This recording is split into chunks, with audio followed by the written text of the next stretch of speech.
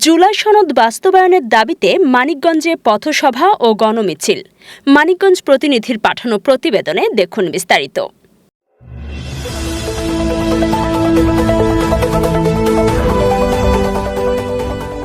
জুলাই সনদ বাস্তবায়ন, তেল গ্যাসের মূল্য বৃদ্ধির প্রতিবাদ এবং বিদ্যুতের লোডশেডিং বন্ধের দাবিতে মানিকগঞ্জে পথসভা ও গণমিছিল অনুষ্ঠিত হয়েছে। জুলাই আন্দোলন নামে বর্তমান সরকারের যে প্রধানমন্ত্রী তারেক জিয়া দেশে আসতে পারত না। এই জুলাই সনদ বাস্তবায়ন আন্দোলন না হলে আমাদের দেশনেত্রী বেগম খালেদা জিয়ার জানাজা ঢাকায় হতে পারত না। শনিবার বাদ আসর বাংলাদেশ জামায়াতে ইসলামী মানিকগঞ্জ জেলা শাখা ঢাকা আরিচা মহাসড়কের শহরের প্রবেশমুখে অস্থায়ী মঞ্চ তৈরি করে পথসভা করে। দুর্নীতিকে পাকাপোক্ত করার জন্য দুর্নীতি কমিশন বাতিল করা হয়েছে। ব্যাংক ডাকাতি করার জন্য ব্যাংকের যে নিয়ম কানুন সেটাও বাতিল করা হয়েছে।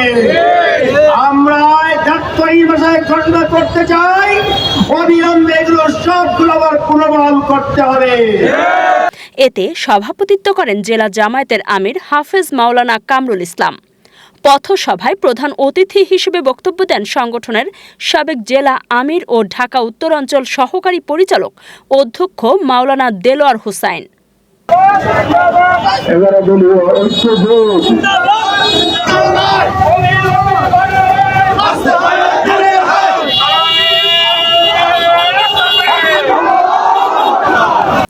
জেলা সেক্রেটারি মাওলানা নুরুল ইসলামের সঞ্চালনায় আরও বক্তব্য দেন জেলা নায়েবে আমির অ্যাডভোকেট মোহাম্মদ আনোয়ার হোসেন, জেলা শ্রমিক কল্যাণ ফেডারেশনের সভাপতি মোহাম্মদ আবু তাহের, জেলা কর্মপরিষদের সদস্য মাওলানা জাকিরুল ইসলাম খান, প্রকৌশলী মুসলেউদ্দিন খান, মাওলানা উমর ফারুক, মাওলানা তসলিম উদ্দিন ও মোহাম্মদ হুমায়ুন কবির।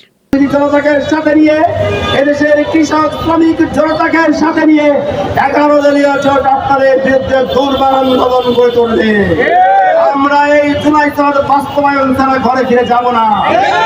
যারা কষ্ট করে এই মিছিলে শরীক হয়েছেন তাদেরকে ধন্যবাদ জানাচ্ছি। আগামী দিনে সমস্ত আন্দোলনের শরীক হওয়ার আহ্বান জানিয়ে আমার বক্তব্য শেষ করছি।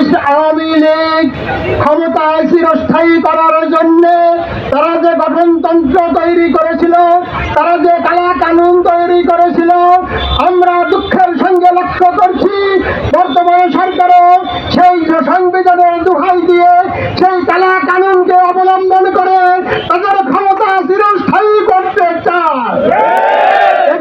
বক্তারা দ্রুত জুলাই সনদ বাস্তবায়ন, তেল গ্যাসের মূল্য কমানো এবং লোডশেডিং বন্ধে কার্যকর পদক্ষেপ নেওয়ার দাবি জানান। তারা বলেন, জ্বালানির মূল্য বৃদ্ধি ও বিদ্যুৎ সংকটে সাধারণ মানুষের ভোগান্তি বাড়ছে।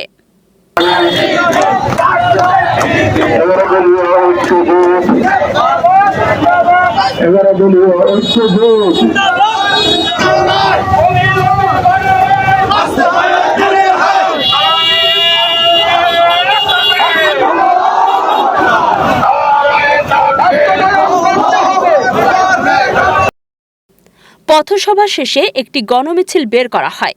মিছিলটি মানিকগঞ্জ বাসস্ট্যান্ড থেকে শুরু হয়ে শহরের বিভিন্ন সড়ক প্রদক্ষিণ করে বিজয় মেলা মাঠে গিয়ে শেষ হয়। এতে দলটির বিভিন্ন পর্যায়ের নেতাকর্মী, ইসলামী ছাত্র শিবির ও শ্রমিক কল্যাণ ফেডারেশনের সদস্যসহ বিভিন্ন শ্রেণী পেশার মানুষ অংশ নেন।